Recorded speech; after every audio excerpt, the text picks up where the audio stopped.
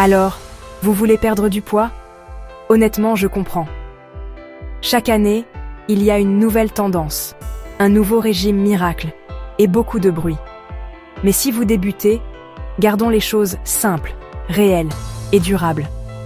Premièrement, les repas faits maison. Quand je cuisine à la maison, je contrôle ce qui se retrouve dans mon assiette, la quantité de sucre, de sel ou de gras dans ma nourriture. C'est le moyen le plus simple d'éviter les calories cachées des repas transformés ou à emporter. Ensuite, organisez votre journée autour d'une assiette équilibrée. Je mange beaucoup de légumes, j'ajoute des protéines maigres, des grains entiers, et je garde ces collations ultra transformées et ces gâteries sucrées pour des moments spéciaux, plutôt que pour des habitudes quotidiennes.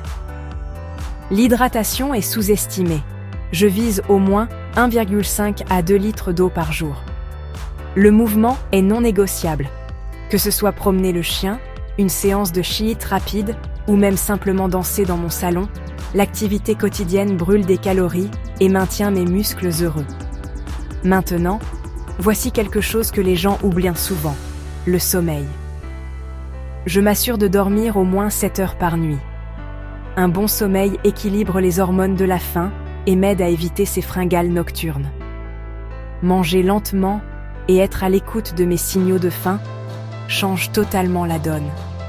Et je ne sous-estime jamais le pouvoir des fibres. Les légumes, les fruits, les haricots, les grains entiers, ils maintiennent ma digestion en ordre et m'aident à rester satisfaite plus longtemps. Mais je suis aussi réaliste. Parfois, j'ai envie de pizza ou de dessert. C'est normal. Je planifie ces gâteries et j'en profite sans culpabilité, ce qui m'aide à éviter le piège du tout ou rien. Je me fixe toujours des objectifs qui ont du sens pour moi. Il s'agit de progrès, pas de perfection. Des petites étapes mesurables me motivent beaucoup plus que de courir après des résultats du jour au lendemain. Maintenant, parlons des tendances, parce que 2025 est axé sur la personnalisation.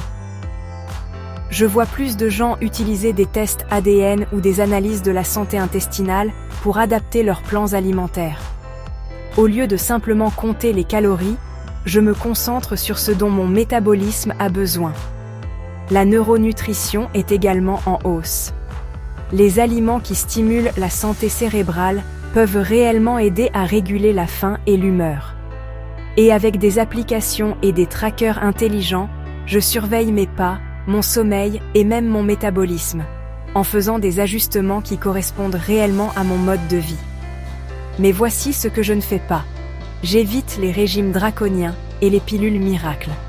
Ils peuvent promettre des solutions rapides, mais croyez-moi, ça ne dure jamais. Il en va de même pour les boissons sucrées et les collations alcoolisées, ce ne sont que des calories vides. Si vous ne deviez retenir qu'une chose, que ce soit ceci. En 2025, la perte de poids saine n'est pas une question de restriction. C'est une question d'équilibre, de personnalisation et de changement que vous pouvez maintenir. Commencez simplement, restez curieux et faites preuve de bienveillance envers vous-même tout au long du chemin.